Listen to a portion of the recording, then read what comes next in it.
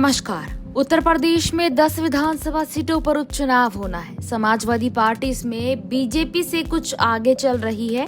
6 सीटों पर अपने प्रत्याशियों के नाम का ऐलान कर दिया है, जबकि भारतीय जनता पार्टी में अभी मंथन का दौर जारी है।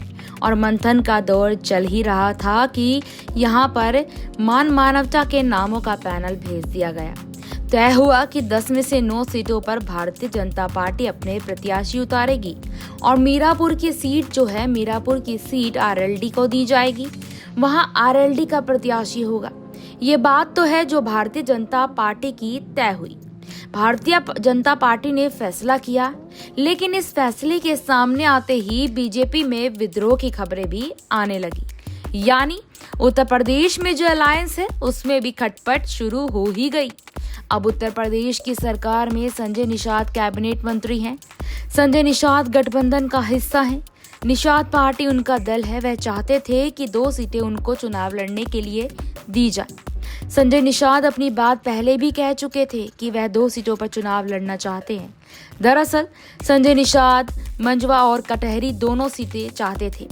उनका यह तर्क है कि जब उत्तर प्रदेश में चुनाव हुआ था तब यह 2 सीटें उनकी पार्टी को लड़ने के लिए दी गई थी 2022 में, लेकिन अब ऐसा क्यों कि ये सीटें उनको नहीं दी जा रही। इन दोनों सीटों पर वह चाहते हैं कि उनके प्रत्याशी हों। अब संजय निषाद नाराज हो गए हैं। संजय निषाद ने कह दिया है कि गठबंधन धर्म का पालन किया जाए। यह गठबंधन धर्म नहीं है। बीजेपी भी इस नाराजगी को समझ चुकी है, इसलिए केशव प्रसाद मौर्य, ब्रजेश पाठक और भूपेंद्र चौधरी, इन तीनों नेताओं की ड्यूटी लगा दी गई है। आप लोग संजय निषाद को यहाँ पर मनाइए, उनकी नाराजगी को दूर करिए। लेकिन संजय निषाद 2 सीटें मांग रहे हैं। हालांकि मांग तो अनुप्रिया पटेल की भी थी, ओम प्रकाश राजभर की भी थी। वह दोनों भी नाराज हैं अंदर लेकिन संजय निषाद ने जिस तरह से अपनी नाराजगी जाहिर कर दी है, अपना दावा ठोक दिया है कि वो 2 सीटों पर हमारे प्रत्याशी 2022 में थे, तो गठबंधन धर्म ये कहता है कि ये सीटें हमको लड़ने के लिए दी जाए। अब इन तमाम सीटों में अगर गुणागणित आप समझेंगे तो मीरापुर की सीट आरएलडी को मिल रही है। लेकिन दोस्तों, यहाँ पर सीसाम की सीट पर समाजवादी पार्टी ने अपना प्रत्याशी उतार दिया।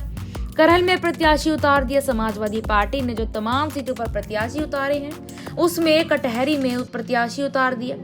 ये तमाम सीटें बीजेपी के लिए बड़ी मुश्किल बन गई हैं। करहल समाजवादी पार्टी का गढ़ है, या यूं कह लीजिए यादव परिवार का गढ़ है। सीसामऊ इरफान सोलंकी का गढ़ है। वहां भी भारतीय जनता पार्टी को कोई मुश्किलों का सामना करना पड़ेगा। और कुंदरकी की सीट वह भी समाजवादी पार्टी ने जीती। 2022 में अवधेश प्रसाद की सीट यहाँ पर सांसद बने, और जब वह विधानसभा का उपचुनाव है मिल्कीपुर, वहां अवधेश प्रसाद के बेटे प्रत्याशी हैं। प्रतिष्ठा कुछ ऐसी फंसी है कि योगी आदित्यनाथ खुद 4 बार मिल्कीपुर का दौरा कर चुके हैं। इन तमाम विधानसभा सीटों पर सरकार अपना खजाना खोल रही है। तमाम योजनाओं के सौगात दिए जा रही है। लड़ाई दरअसल ये है कि बीजेपी किसी भी कीमत पर इन 10 में से 8 सीटों पर चुनाव जीतना चाहती है। यह उसका टारगेट है। लेकिन हकीकत यह है कि 4 सीटें तो ऐसी हैं जो बीजेपी के लिए बड़ी मुश्किल है। वहां पर चुनाव जीत पाना आसान नहीं है। इसमें करहल सीट, कुंदरकी सीट, सीसामऊ की सीट और मीरापुर की सीट अब कुछ ऐसी ही हो गई है, क्योंकि पश्चिमी उत्तर प्रदेश में समाजवादी पार्टी लगातार मजबूत हो रही है और मिल्कीपुर की सीट को भी आप कांटे की लड़ाई में मान सकते हैं। समाजवादी पार्टी ने भी इसमें अपना पीडीएफ फॉर्मूला चलाया है। पीडीएफ फॉर्मूला के तहत टिकट दिए गए हैं। बीजेपी में अब टिकट के लिए सर के उत्थेट की सिर फुटवर्क करके थामेगी, लेकिन संजय निषाद को कैसे मनाया जाएगा? और अगर संजय निषाद नाराज होते हैं, इसका असर कई सीटों पर देखने को मिलेगा।